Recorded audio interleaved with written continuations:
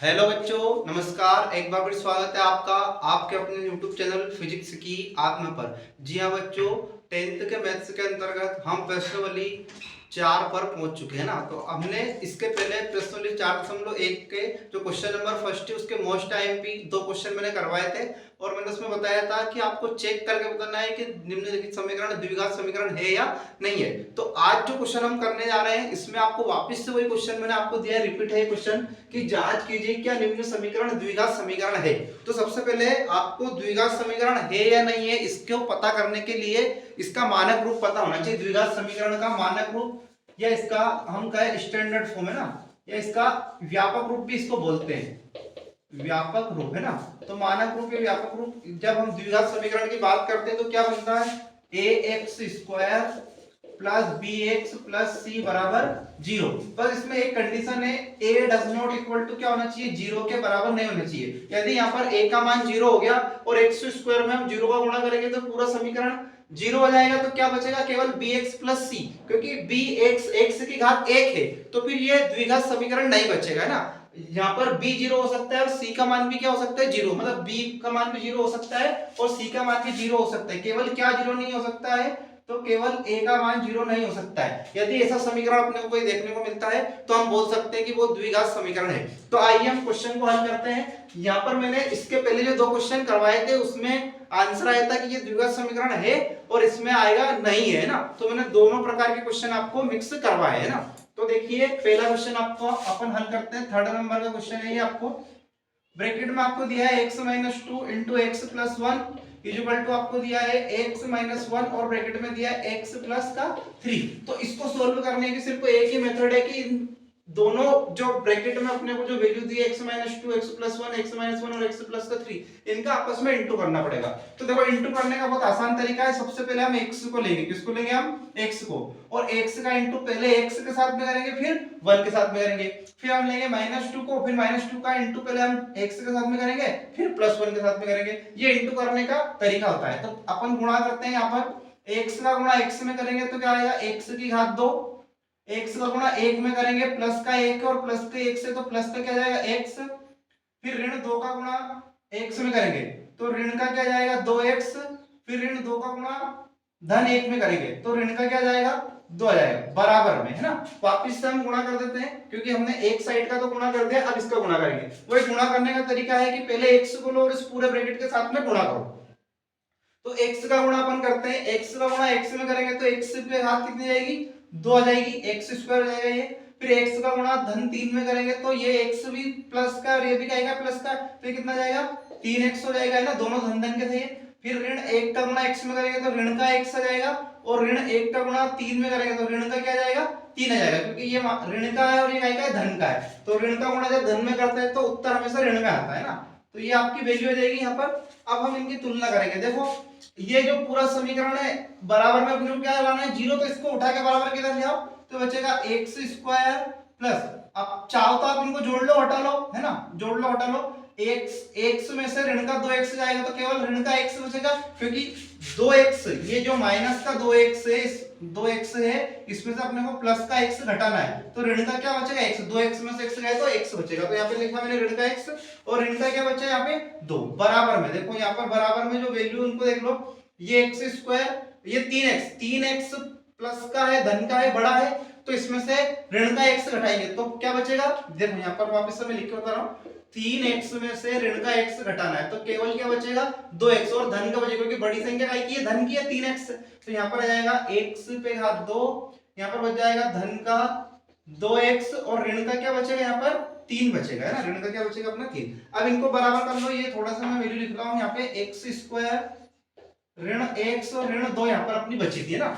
अब तुलना करो, इनको बराबर में ले आओ, ये बच जाएगा आपका x स्क्वायर माइनस का x माइनस का 2। अब इसको इधर लाओ, ये प्लस का x स्क्वायर तो बराबर के इधर लाएंगे तो माइनस का x स्क्वायर, ये प्लस का 2x है तो बराबर के इधर लाएंगे तो ये माइनस का 2x और ये जो आपका माइनस का 3 है बराबर के इधर लाएंगे तो माइनस का क्या जाएगा प्लस का 3 और बराबर में क्या बच जाएगा 0, क्योंकि अपने को द्विघात समीकरण में x square plus bx plus c बराबर क्या चाहिए 0, तो अपन इस पूरे समीकरण को 0 के बराबर लाए। अब देखो ये धन का x स्क्वायर से ऋण का x स्क्वायर कट जाएगा, है ना, ये ऋण का x है और ये ऋण का 2x है, तो इनको जोड़ लो। ऋण का क्या होना चाहिए 3x, दोनों जोड़ेंगे। ये ऋण का 2 है और धन का 3 है, तो धन के 3 में से ऋण का 2 जाएगा, तो बड़ी संख्या धन की है 3, तो धन का 1 बच जाएगा। धन का क्या बच जाएगा 1, और बराबर में क्या जाएगा 0।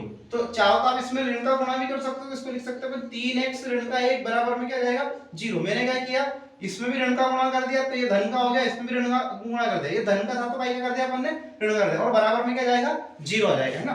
तो आप इसमें क्या, इसको मैंने ऋण से धन बनाया, इसको धन से ऋण बनाया, मतलब इस संख्या में भी ऋण का गुणा किया, इसमें भी ऋण का गुणा किया, और 0 में ऋण का गुणा करोगे तो फर्क नहीं पड़ेगा, वो तो धन पे रहे हो जाएगा ना। तो ये वैल्यू आप निकाल सकते हो इस तरीके से। अब देखो हम तुलना करेंगे इसकी ax square plus bx plus c से तुलना करते हैं। तो यहाँ पर देखो x स्क्वायर वाली टर्म्स ही खत्म हो गई यहाँ पर, मतलब a का मान क्या आ गया, a का मान 0 के बराबर आ गया, और अपना समीकरण बोलता है कि a का मान किसके बराबर नहीं होना चाहिए, 0 के बराबर, है ना। और यहाँ पे a का मान क्या आ गया 0, और ये बोलता है a का मान 0 के बराबर नहीं होना चाहिए। तो क्या बताइए द्विघात समीकरण बचा क्या, नहीं। तो अपन लिख देंगे उक्त समीकरण द्विघात समीकरण नहीं है, तो यह समीकरण द्विघात समीकरण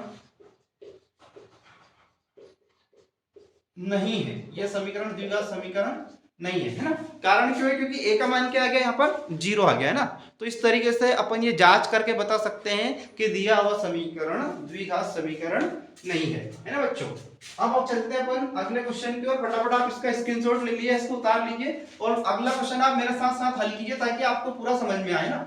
जितनी प्रैक्टिस आप खुद करोगे मैथ्स में, उतने अच्छे आप मैथ्स में होते जाओगे, नहीं तो मैथ्स आपको पिछड़ता चला जाएगा और फिर मैथ्स कभी सीख नहीं पाओगे ना। तो मैथ्स सीखने का सबसे सरल तरीका, सबसे आसान तरीका है, गणित सीखने का आपका सबसे आसान सबसे सरल तरीका है कि उसकी खूब प्रैक्टिस करो। जितने सवाल आप कर सकते हो, जितने आप मन से कर सकते हो, उतने करते रहिए ना। तो देखते हैं अगला क्वेश्चन अपने को दिया है, ये 7वें नंबर का क्वेश्चन है। इसको बताना अपने को द्विघात समीकरण है या नहीं है। ax प्लस 2 का होल क्यूब बराबर अपने को दिया है 2x ब्रैकेट में x स्क्वायर माइनस का 1। तो यहाँ पर देखो ये x धन 2 और इस पे घात कितनी आ गई 3 आ गई, मतलब यहाँ पर आप इसको पूरा ओपन करने के लिए, इस ब्रैकेट को ओपन करने के लिए कुछ ना कुछ फॉर्मूला लगाना पड़ेगा। तो एक फॉर्मूला होता है a प्लस बी का होल क्यूब, है ना। इसका फॉर्मूला होता है, लिख लीजिए a cube plus b cube plus का 3ab और ब्रैकेट में जाएगा a प्लस बी। अब यहाँ पर a की जगह मान क्या है अपने पास में x है, और b की जगह मान क्या है 2 है यहाँ पर, है ना। तो अपन इसको लिखेंगे a क्यू मतलब x की जगह a की जगह x है, तो जाएगा x पे घात 3 प्लस b की जगह क्या है 2, मतलब b पे घात 3 मतलब 2 पे घात 3 मतलब क्या हो जाएगा 8, 2 दूनी 4, 4 दूनी 8, फिर प्लस का जाएगा 3।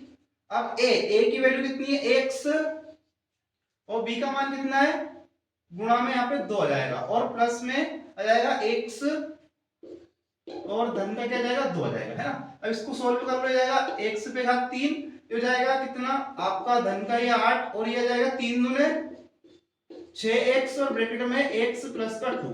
अब यहाँ पे गुणा कर देंगे अपन अंदर, तो जाएगा x पे घात 3 प्लस का 8 प्लस 6x का गुणा x में करेंगे तो 6x स्क्वायर, और प्लस का करेंगे 6x का गुणा 2 में तो 6 दूने 12x, है ना। तो ये अपना समीकरण पूरा ऐसे इस तरीके से लिख लो, x पे घात 3 प्लस 6x पे घात 2 और प्लस का लिख लो 2x, और ये जुड़ जाएगा 8, और ये कितना हो जाएगा 9।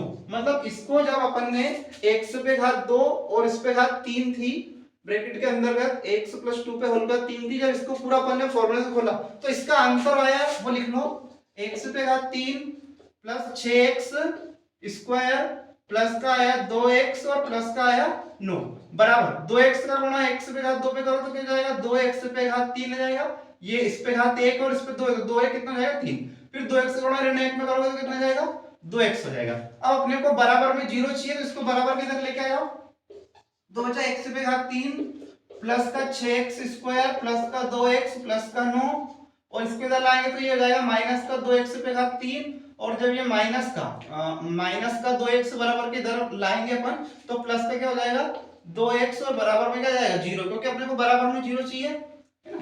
अब जो जो संख्या जुड़ रही है हट रही है, देखो x पे घात 3 यहाँ पर है और माइनस x 2x पे घात 3 यहाँ पर है, तो 2x पे घात 3 में से x पे घात 3 जाएगा तो माइनस का x पे घात 3 बचेगा, फिर 6x स्क्वायर अकेला है तो इसको लिख दो प्लस में 6x स्क्वायर, 2x यहाँ पर है और 2x यहाँ पर, दोनों प्लस का तो जुड़ जाएगा, 2 और 2 कितना हो जाएगा 4x, और प्लस का क्या बच जाएगा 9, और बराबर में क्या आ जाएगा 0।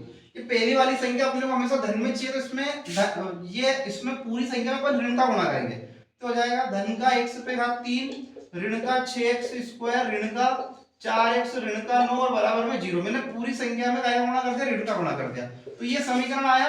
तो देखो ये समीकरण यहाँ पर x पे घात कितना है 3, और द्विघात समीकरण में x पे घात कितना होना चाहिए 2।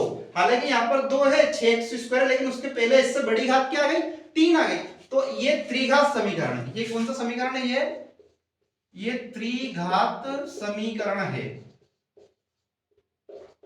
अतः उक्त समीकरण, अतः ये समीकरण द्विघात समीकरण नहीं है, द्विघात समीकरण नहीं है, ऐसा आप लिख सकते हो, है ना। तो फटाफट इसका स्क्रीनशॉट ले लीजिए आप, बहुत आईएमपी क्वेश्चन है 10वीं के हिसाब से, है ना। आज मैंने आपको मोस्ट आईएमपी क्वेश्चन करवाए हैं जो कि एग्जाम में आने की पूरी संभावना है। तो इस टाइप के क्वेश्चनों को हमेशा करते रहिए ना, और पढ़ते रहिए ताकि आप 10वीं में बहुत अच्छे नंबर ला सके। ओके बच्चों, जय हिंद जय भारत, मिलते हैं अपन अगले वीडियो में, है ना। तब तक आप पढ़ते रहिए, चैनल को शेयर कीजिए, सब्सक्राइब कीजिए, लाइक कीजिए। ओके बच्चों, जय हिंद जय भारत।